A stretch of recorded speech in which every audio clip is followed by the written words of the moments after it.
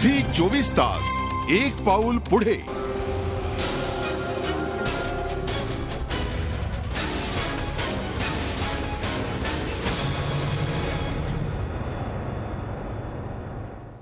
नमस्कार, मी अमोल जोशी. रोकठोक मध्ये आपलं स्वागत. 26/11चा दहशतवादी हल्ला परतवून लावणाऱ्या एनएसजी कमांडोनं आज आपली व्यथा देशासमोर मांडली. सरकार आपला वैद्यकीय खर्चही करत नसल्याची खंत त्यांनी बोलून दाखवली. अजमल कसाबच्या फाशीचा जश्न साजरा करत असताना या खुलाशामुळे सगळ्यांचेच डोळे खाडकन उघडलेत. ज्या जवानांच्या आणि पोलिसांच्या जीवावर आपण सुरक्षित आहोत त्यांची सरकारकडून खरंच हेळसांड होतीये का? सुरक्षा बलांचं मनोबल वाढवण्यासाठी सरकार करत असलेल्या उपाययोजना पुरेशा आहेत का? आणि ज्यांच्या खांद्यावर सुरक्षेची मदार आहे त्यांच्या बाबतीत होणारी हेळसांड देशाला किती महागात पडू शकते यासारख्या प्रश्नांचा वेध घेऊया जरा याद करो कुर्बानी या खास कार्यक्रमात.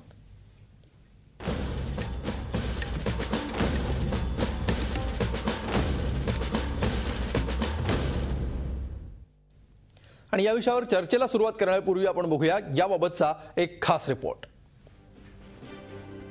कसाबला फासावर लटकवल्याचा आनंद देशभर साजरा होत असताना 26/11चा हल्ला परतवून लावण्यात सिंहाचा वाटा उचलणाऱ्या एनएसजी कमांडो सुरेंद्र सिंग यांनी केलेल्या आरोपांमुळे खळबळ उडाली आहे. अरविंद केजरीवालांसोबत पत्रकार परिषद घेत त्यांनी स्वतःवरच्या अन्यायाला वाचा फोडली. सिंग यांच्या म्हणण्यानुसार गेल्या 13 महिन्यांपासून त्यांना पेन्शन मिळालेली नाही. ईसीएचएस कार्ड 1 वर्ष उशिरा मिळाल्यामुळे वैद्यकीय खर्च स्वतःला करावा लागला. कार्ड मिळाल्यानंतर ईसीएचएसनं वैद्यकीय खर्च द्यायला नकार दिला. आरटीआय अंतर्गत एनएसजीनंही याबाबत माहिती द्यायला नकार दिला. बक्षीस म्हणून वाटण्यात आलेली रक्कम जवानांना वाटण्यात आली नाही आणि बक्षिसाची रक्कम वाटण्यातही घोळ झाला असा आरोप सिंग यांनी केलाय. हमने अपना फर्ज पूरा निभाया पर सरकार अपना फर्ज या दायित्व निभाने से हमारे को छोड़ दिया गया. पीआयबीनं ट्विटरवरून हे आरोप फेटाळले. कमांडो सुरेंद्र सिंगला निवृत्तीवेळी 31 लाख रुपये दिले होते. तसंच त्यांना दर महिन्याला 25,254 रुपये पेन्शन दिली जाते. 16 नोव्हेंबरला फोनवरून त्यांना याची कल्पना देण्यात आली होती असा खुलासा पीआयबीनं केलाय. जहां तक उन तथ्यों का सवाल है जिनके जो आप मेरे संज्ञान में लेके आए हैं, मेरी जानकारी के मुताबिक उन व्यक्ति को 31 लाख रुपए सरकार के द्वारा दिए गए थे. पीआयबीचा हा दावा केजरीवालांनी फेटाळलाय. सरकार सुरेंद्र सिंग यांना 25,000 रुपये पेन्शन देतं हे सिद्ध करून दाखवा, अन्यथा देशाची दिशाभूल करण्याची जबाबदारी घेऊन कोण राजीनामा देणार ते सांगा. सुरेंद्र सिंग यांना 31 लाख नव्हे तर केवळ 2.5 लाख रुपये मिळाले असं केजरीवालांनी ट्विट केलंय. केंद्रीय गृहमंत्री सुशील कुमार शिंदे यांनी या प्रकरणात लक्ष घालण्याचं आश्वासन दिलंय. See, I have some information that I have got it now. These all commandos, they come from the defense forces and I will inquire. ज्यांच्या खांद्यावर देशाच्या सुरक्षेची मदार आहे त्यांच्या बाबतीत अशी हेळसांड होणं देशाच्या सुरक्षेसाठी घातक असल्याची भावना सामान्यांमधून व्यक्त होतीये. झी 24 ताससाठी ब्युरो रिपोर्ट. आणि आता आपण बघूया आजचा रोखठोक प्रश्न काय आहे. आजचा प्रश्न आहे, पोलीस आणि सैनिकांना सरकारकडून मिळणारी वागणूक योग्य आहे का? पोलीस आणि सैनिकांना सरकारकडून मिळणारी वागणूक योग्य आहे का? हा आजचा रोखठोक प्रश्न आहे. यासाठी तुम्ही www.facebook.com/झी24 तास वर जाऊन आपलं मत मांडू शकता. त्याचबरोबर 24तास.com वर लॉग इन करून सुद्धा तुम्ही तुमचं मत नोंदवू शकता. काय पोल दिलेला आहे हे आपण कार्यक्रमाच्या शेवटी बघणार आहोत. चर्चेला आपण सुरुवात करूया. आपल्या स्टुडिओमध्ये आहेत ज्येष्ठ पत्रकार अभय देशपांडे, त्याचबरोबर माजी पोलीस महानिरीक्षक सुधाकर सुराडकर. आपल्या पुण्याच्या स्टुडिओमध्ये आहेत न्यायमूर्ती बीजी कोळसे पाटील आणि त्याचबरोबर निवृत्त लेफ्टनंट जनरल दत्तात्रय शेकटकर. तुम्हा चौघांचंही स्वागत या चर्चेमध्ये. आपण चर्चेची सुरुवात करणार आहोत शेकटकर सरांपासून. शेकटकर सर, आज ज्या प्रकारे कमांडोजनी आरोप केलेले आहेत, सुरेंद्र सिंग यांनी आरोप केलेले आहेत आणि त्याच्यामध्ये त्यांचा जो सगळ्यात गंभीर आरोप आहे त्याच्यामध्ये अनेक आरोपांची जंत्री त्यांनी वाचून दाखवलेली आहे. 13 महिन्यांपासून त्यांना पेन्शनच मिळालेलं नाहीये.